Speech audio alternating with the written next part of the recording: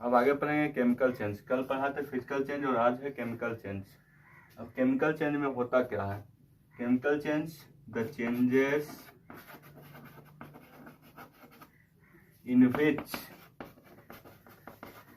New substance form.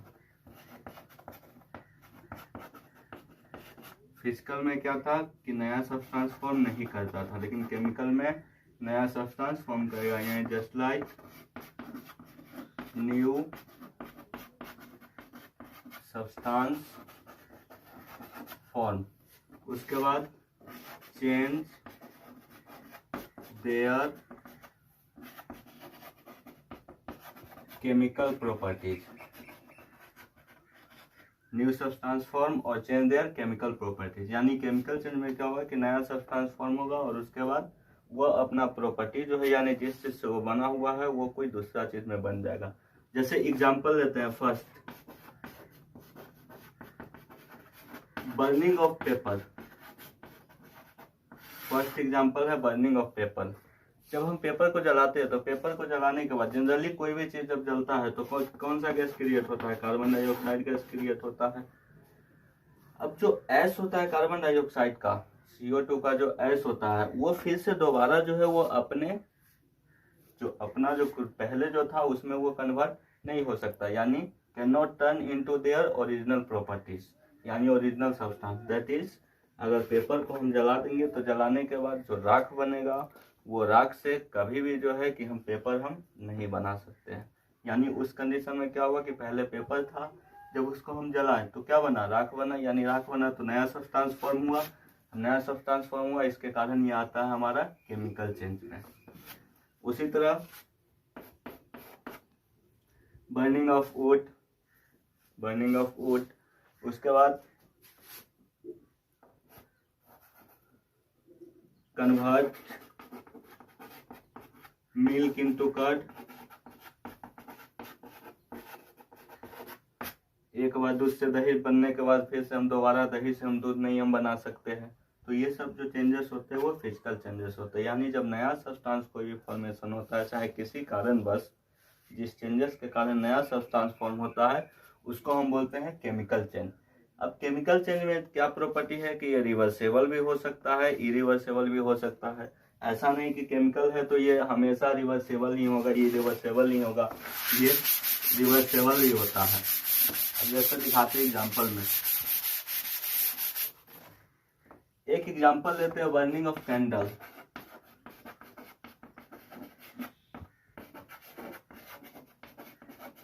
Burning of candle और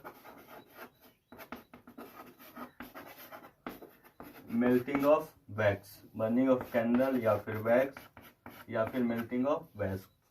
जब burning of candle होता है उसमें दोनों तरह के चेंजेस होते हैं। बर्निंग ऑफ कैंडल में दोनों तरह के चेंजेस होते हैं, फिजिकल और केमिकल।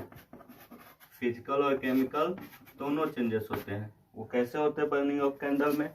जब कैंडल बर्न करता है तो कैंडल बर्न करने के बाद जो उसका वैक्स जो रहता है, वैक्स जब बर्न करता है तो उस कंडीशन में सबसे पहले तो वो क्या होता है, मेल्टिंग होना शुरू होता है लिक्विड के शेप में। मेल्टिंग होने के बाद ये फिर हो जाता है, ये सॉलिड बन जाता है ये वैक्स।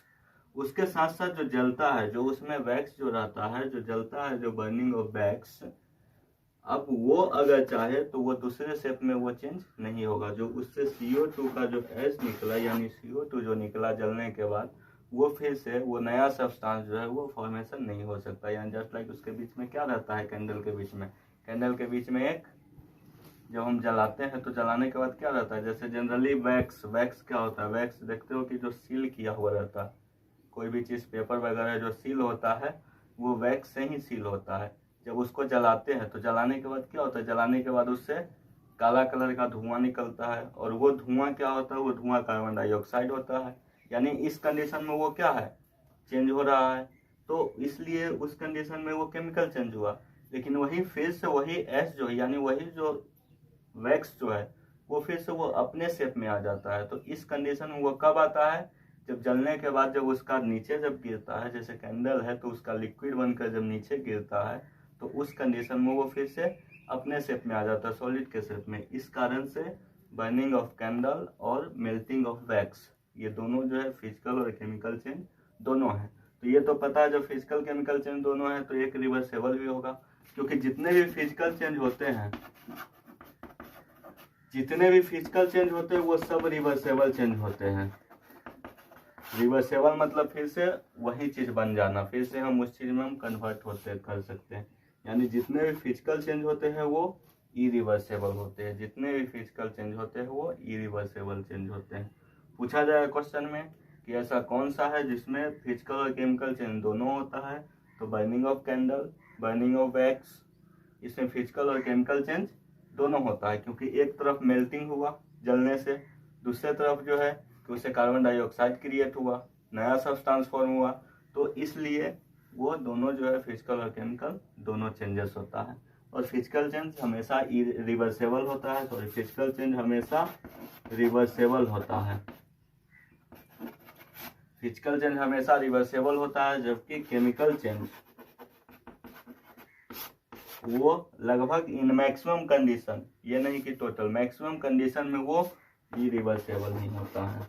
यानी just like physical change is also called reversible change, तो रिवर्सेबल चेंज में क्या होगा कि फिर से इन changes in which no new substance form and also it will turn into their original substance, यानी जो ओरिजिनल सब्सटेंस में फिर से जो आ जाए तो उसको हम बोलते हैं रिवर्सेबल, और जो ओरिजिनल सब्सटेंस फिर से ना बने उसको हम बोलेंगे इरिवर्सेबल यानी केमिकल। क्योंकि इसमें इसका केमिकल में केमिकल प्रॉपर्टी ही चेंज हो जाती है, यानी जिस चीज से वो बना होता है उससे जस्ट लाइक उससे डिफरेंट वो बन जाता है, वो उससे डिफरेंट बन जाता है, जिसके कारण उसको हम केमिकल चेंज बोलते हैं या फिर इरिवर्सेबल चेंज बोलते हैं। अब आते हैं स्लो एंड फास्ट चेंज, इसमें किसी किसी में पढ़ना स्लो एंड फास्ट चेंज। तो स्लो और फास्ट चेंज ये जरूरी नहीं है कि फिजिकल भी है केमिकल भी है, स्लो और फास्ट चेंज ये दोनों, ये फिजिकल भी हो सकता है स्लो चेंज और केमिकल भी हो सकता है। वो कैसे होगा अब आगे बताते हैं।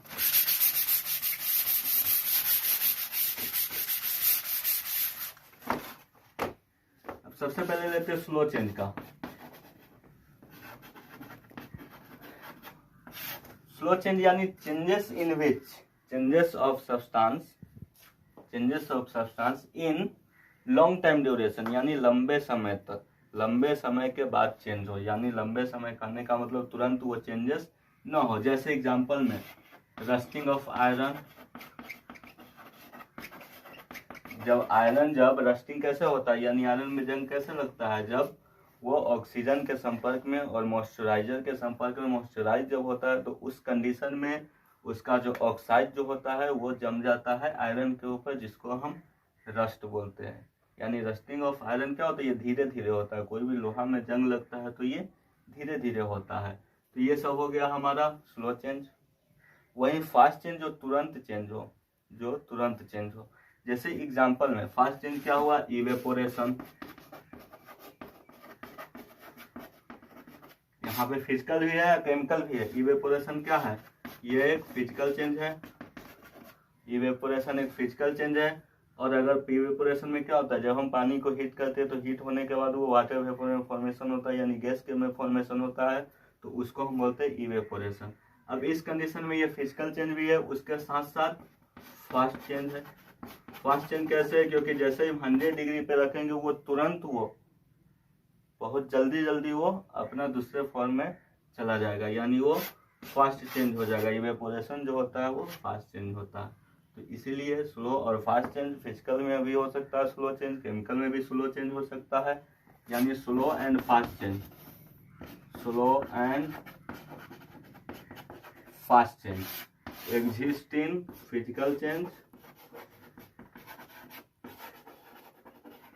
और केमिकल चेंज। यानी ये स्लो और फास्ट चेंज जो हो सकता है वो फिजिकल में भी हो सकता है और केमिकल में भी हो सकता है, दोनों में हो सकता है स्लो या फिर fast change. Start. Reaction between vinegar and baking soda. Vinegar और बेकिंग सोडा में रिएक्शन, ये एग्जांपल है, इस तरह का एग्जांपल है केमिकल चेंज का, कैसे केमिकल चेंज इरिवर्सेबल होता है उसके लिए। तो विनेगर होता है एस्टिक एसिड, विनेगर एक तरह का एसिड है जो कि एस्टिक एसिड हम बोलते हैं, और बेकिंग सोडा होता है sodium hydrogen carbonate. Baking soda का जो केमिकल नेम है, यानी जो केमिकल नेम है वो सोडियम हाइड्रोजन कार्बोनेट या फिर सोडियम बाइकार्बोनेट। ये 9-10 में पढ़ोगे इसके बारे में अच्छे से। तो जब विनेगर को यानी एसिटिक एसिड को जब हम बेकिंग सोडा के साथ रिएक्ट करते हैं, जब हम एसिटिक एसिड को बेकिंग सोडा के साथ जब रिएक्ट करते हैं तो रिएक्शन के बाद CO2 प्रोड्यूस होता है। CO2 प्रोड्यूस होता है, उसके साथ साथ एक साउंड जो होता है, साउंड का प्रोड्यूस होता है। तो साउंड का प्रोड्यूस क्यों होता है? क्योंकि साउंड जो मतलब प्रोड्यूस होता है वो होता है जब CO2 जब प्रोड्यूस हुआ, इसके कारण ये CO2 कार्बन डाइऑक्साइड प्रोड्यूस बनने के कारण ही साउंड का प्रोडक्शन होता है। अगर कार्बन डाइऑक्साइड नहीं बनता तो साउंड का प्रोडक्शन नहीं होता, लेकिन साउंड मिलने का कारण है कि कार्बन डाइऑक्साइड जो है ये फॉर्मेशन हो रहा है इस रिएक्शन में। किसके किसके रिएक्शन में? विनेगर और बेकिंग सोडा के रिएक्शन में। अब उसके बाद यही CO2 जो CO2 ये बना, अब इस CO2 को कार्बन डाइऑक्साइड को अब हम लाइम वाटर यानी कैल्शियम हाइड्रोक्साइड जिसको बोलते हैं लाइम वाटर, कैल्शियम हाइड्रोक्साइड, अब उसके थ्रू अगर हम पास करते हैं, उसके थ्रू हम पास करते हैं तो उसका कलर जो हो जाता है मिल्की हो जाता है, यानी दूधिया कलर का हो जाता है। जब हम सोडियम कैल्शियम हाइड्रोक्साइड से जब हम रिएक्ट करेंगे, यानी उसमें जैसे ही कार्बन डाइऑक्साइड इंटर करेगा, पास करेगा, तो उसके बाद उसका कलर जो है वो दूधिया हो जाता है। और दूधिया होने के बाद ये बना देता है calcium carbonate CaCO3, calcium carbonate का ये फॉर्मेशन करता है। अब ये कैल्शियम कार्बोनेट, यहाँ देखो ये रिएक्शन है CH3COOH विनेगर एसिटिक एसिड और NaSCO3 सोडियम हाइड्रोजन कार्बोनेट यानी बेकिंग सोडा। ये रिएक्शन करने के बाद यहाँ पे हम देख रहे हैं कि CO2 प्रोड्यूस हो रहा है। अब यही CO2 किसके साथ रिएक्ट कर रहा है? कैल्शियम हाइड्रोक्साइड यानी लाइम वाटर के साथ। जब लाइम वाटर के साथ जब पास कर रहा है लाइम वाटर से, तो उस कंडीशन में CaCO3 कैल्शियम कार्बोनेट और H2O बना रहा है। ये तीनों अलग अलग चीज है। जैसे एग्जांपल में देखो, पहले विनेगर और बेकिंग सोडा रिएक्ट किया, तो रिएक्ट करने के बाद क्या बनाया है? कार्बन डाइऑक्साइड, नया सब्सटेंस है ये। फिर हम कार्बन डाइऑक्साइड से ये तो नहीं बना सकते हैं, ये नया सब्सटेंस है। अब फिर अब CO2 जब कैल्शियम हाइड्रोक्साइड के साथ किया तो ये कैल्शियम कार्बोनेट बनाया, यानी ये भी नया सब्सटेंस बनाया, यहाँ भी एक नया सब्सटेंस फॉर्म होगा।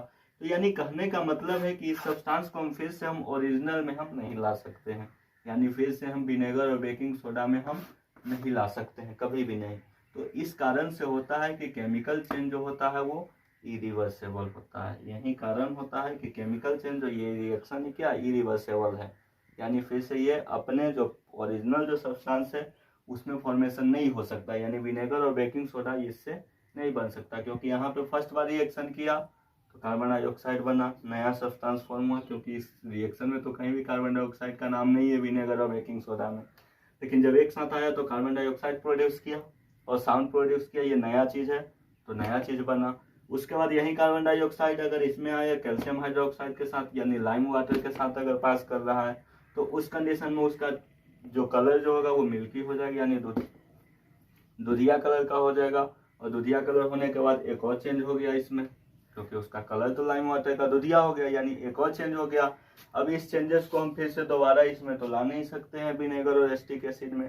तो इस कारण से ये जो होता है कि ये केमिकल चेंज जो होता है वो इरिवर्सेबल होता है, यानी उसको फिर से हम दोबारा हम नया सब्सटेंस में हम जो पुराना जो सब्सटेंस था विनेगर और एसिटिक एसिड, यहाँ देख रहे हो बेकिंग सोडा और विनेगर, इसमें वो हम नहीं ला सकते। इस कारण से ये केमिकल चेंज होता है। मैग्नीशियम रिबन, मैग्नीशियम रिबन को बंद करने पे क्या होता है? मैग्नीशियम रिबन, जब मैग्नीशियम रिबन को जब हम बंद करते हैं यानी उसको जलाते हैं तो क्या प्रोड्यूस होता है? लाइट प्रोड्यूस होता है, यानी लाइट। और वो लाइट जैसे ही एयर में पहुंचता है तो उसके बाद मैग्नीशियम ऑक्साइड का फॉर्मेशन होता है, यानी मैग्नीशियम ऑक्साइड का फॉर्मेशन होता है जब हम मैग्नीशियम रिबन को जब हम जलाते हैं। और जब मैग्नीशियम रिबन को जलाने के बाद जो मैग्नीशियम ऑक्साइड यानी MgO जो फॉर्म हुआ, अब उस MgO को मैग्नीशियम ऑक्साइड को हम किस में करते हैं? वाटर में रिएक्ट करते हैं, वाटर के साथ। तो जैसे ही हम मैग्नीशियम ऑक्साइड को वाटर के साथ रिएक्ट कर रहे हैं तो उस कंडीशन में क्या चीज नया चीज बन रहा है? नया चीज क्या बन रहा है? मैग्नीशियम हाइड्रोक्साइड बन रहा है।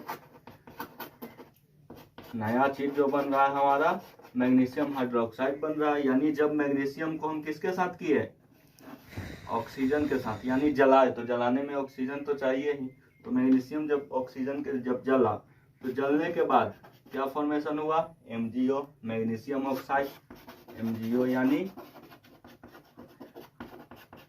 Magnesium oxide. अब इस मैग्नीशियम ऑक्साइड को जब हम वाटर के साथ रिएक्ट किए तो इस कंडीशन में मैग्नीशियम हाइड्रोक्साइड बना। तो यहाँ पे हम देख क्या रहे हैं कि यहाँ पे जब हम मैग्नीशियम को जब हम जलाएं तो जलाने के बाद क्या हुआ, ये मैग्नीशियम ऑक्साइड न्यू सब्सटेंस, नया सब्सटेंस फॉर्म हुआ। और यहाँ पे भी जब ये जला तो इसके बाद इसके वाटर के साथ रिएक्ट किया तो मैग्नीशियम हाइड्रोक्साइड बना, यानी यहाँ भी न्यू सब्सटेंस फॉर्म हुआ। तो दोनों कंडीशन में क्या हो रहा है, नया सब्सटेंस फॉर्म हो रहा है, यानी बर्निंग ऑफ मैग्नीशियम रिबन, यानी बर्निंग जो है वो क्या होता है, केमिकल चेंज होता है, क्योंकि नया सब्सटेंस जो फॉर्म हो रहा है और ये फिर से ये मैग्नीशियम में नहीं बन सकता, तो इस कारण से ये होता है केमिकल चेंज। उसके बाद एक और एग्जांपल देते हैं।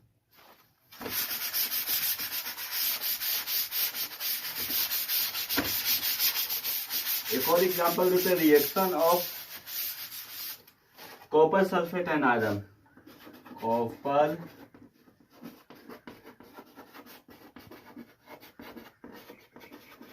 Sulphate and iron.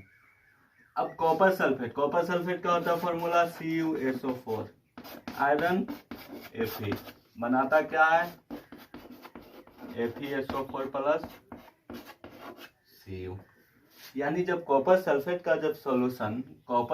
के सॉल्यूशन में जब हम आयरन को डालते हैं, जब हम कॉपर सल्फेट के सॉल्यूशन में आयरन को ऐड करते हैं तो उस कंडीशन में बनाता क्या है, तो इसका FeSO4 यानी ये फेरस सल्फेट बनाया, Fe4 मतलब फेरस सल्फेट बनाया। और कॉपर को क्या कर देता है, ये कॉपर को ये नीचे जड़ में जो है, यानी जो सॉल्यूशन है उसके नीचे वो जाके वो इसको छोड़ देता है, वो जम जाता है। कॉपर का परत जो है वो ग्लास में अगर करते हैं तो ग्लास में जाके नीचे जम जाता है।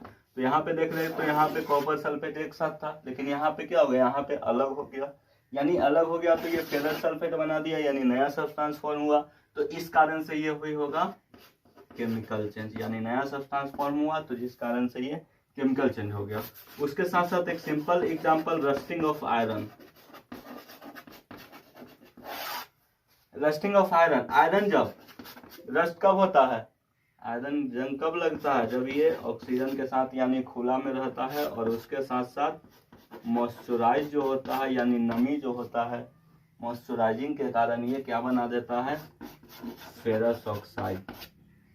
ये क्या बनाता है, फेरस ऑक्साइड, यानी फेरस ऑक्साइड यानी ये आयरन का ऑक्साइड जो है वो आयरन के ऊपर जाके आयरन के ऊपर वो परत बन जाता है, और वही परत जो है उसको हम बोलते हैं रस्ट। तो यही कारण से ये भी एक केमिकल चेंज है, क्योंकि जब आयरन किसके साथ रिएक्ट किया, ऑक्सीजन के साथ, यानी जब आयरन को हम खुला में छोड़ दिए, नमी भी मौजूद है, यानी मॉइस्चराइज भी हो, जब मौसम जस्ट लाइक मॉइस्चराइजिंग वाला हो, तो उस कंडीशन में क्या बनाया, FeO2 यानी फेरस ऑक्साइड बनाया, 2FeO इसको बोलते हैं, 2FeO।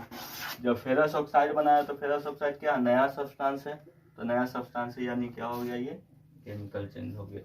तो यानी जितने भी नया सब्सटेंस यहाँ पे जितने भी एग्जांपल दिए सब में कोई ना कोई नया सब्सटेंस बन रहा है, तो इस कंडीशन में ये केमिकल चेंज है। क्वेश्चन पूछा जाएगा, हाउ आयरन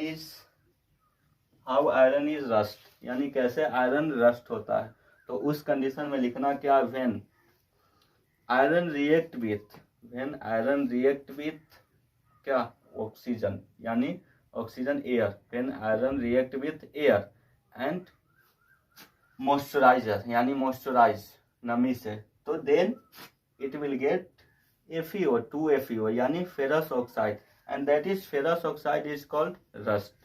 और so the ferrous oxide, layer of ferrous oxide found in after some time in iron. So ferrous oxide is formation of ferrous oxide and iron will be rust. Clear है?